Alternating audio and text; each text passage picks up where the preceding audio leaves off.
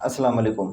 आज से 4 रोज़ कबल 18 जून 2023 को ओशन गेट कंपनी की टाइटैनिक नामी जो आबदोज़ है, उसमें 5 अफराद और अमले के जो दीगर अफराद थे वो सवार हुए और टाइटैनिक जहाज़ का मलबा देखने के लिए रवाना हुए। टाइटैनिक जहाज़ का मलबा जो है वहाँ से तकरीबन 600 किलोमीटर दूर है और रवानगी के तकरीबन 1 घंटा 45 मिनट बाद ही जो आबदोज़ का जो राब्ता है वो मुनक़ता हो गया।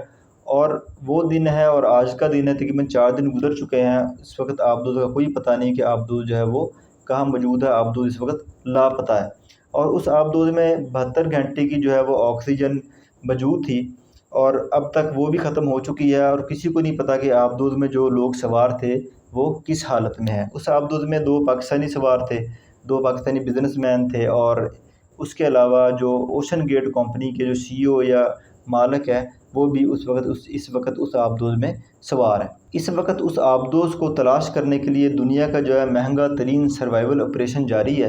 लेकिन यहाँ सवाल ये पैदा होता है कि इतना महंगा तरीन सर्वाइवल ऑपरेशन जहाँ यूएस नेवी जो है वो भी इस वक्त हिस्सा ले रही है, उसके अलावा कैनेडियन नेवी है, बरतानिया के जहाज़ हैं और उसके अलावा ऑस्ट्रेलिया के जहाज़ हैं। ये सब लोग जो है सर्वाइवल ऑपरेशन में सब ममालिक के लोग जो हैं वो हिस्सा ले रहे हैं, लेकिन इतनी जदीद टेक्नोलॉजी के बावजूद जो है वो आबदोज़ का पता क्यों नहीं चल रहा।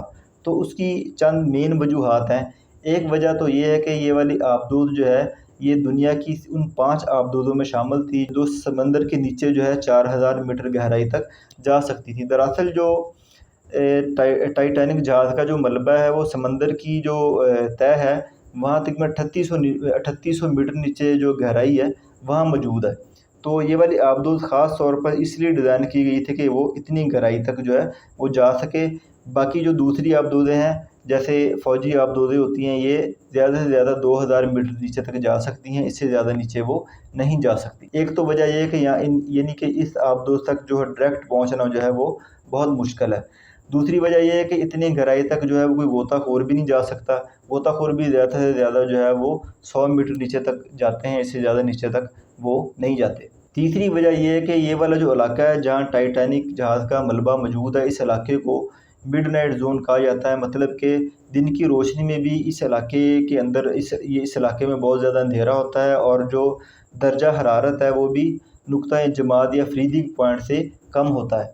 इसके अलावा एक और बात सामने आई है कि एक शख्स जिसने 4 दफ़ा इस आबदोज़ पर जो है वो सफ़र किया है, उसने बताया कि मैंने इस आबदोज़ में सफ़र किया है। 1 दफ़ा मैंने टाइटैनिक जहाज़ का मलबा देखा है, 3 दफ़ा मैंने इस आबदोज़ में दूसरे सफ़र किए हैं। लेकिन एक बात थी कि जब भी मैंने इस आबदोज़ में सफ़र किया है, चारों बार ही इस आबदोज़ का जो राब्ता है वो अपने बेस स्टेशन से जो है वो कट जाता था और जैसे ही राब्ता मुनक़ता होता था तो फ़ौरी तौर पर आबदोज़ को जो है सतह समंदर पर वापस लाया जाता था और जैसे ही राब्ता दोबारा बहाल होता था तो फिर हम अपना सफ़र जो है वो शुरू करते थे। लेकिन इसको वो समझता है कि यह कोई आबदोज़ का जो टेक्निकल प्रॉब्लम नहीं था, बल्कि उस इलाके का जो एटमॉस्फेयर है वो इस तरह का है कि जहाँ से राब्ता रखना जो है बहुत मुश्किल हो जाता है। आबदोज़ जब 3800 मीटर नीचे गहराई तक पहुँच जाती हो तो एक दफ़ा जब आबदोज़ का राब्ता जो है वो मुनक़ता हो जाए या आबदोज़ के अंदर कोई टेक्निकल फ़ॉल्ट जो है वो पैदा हो जाए तो फिर कोई भी उस आबदोज़ की मदद नहीं कर सकता जाके टेक्निकली उसको ठीक कर सके या उसको जो है दोबारा सतह समंदर पर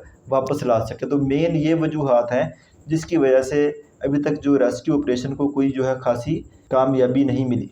बाकी अल्लाह ताला से दुआ है कि अल्लाह ताला कोई मौज़ा करे और जो है आबदोज़ में जो मौजूद अफराद हैं उनके लिए कोई बेहतरी हो और वो लोग जो है सतह समंदर पर वापस आ जाएँ किसी तरह और उनकी जानें जो हैं वो बच जाएँ।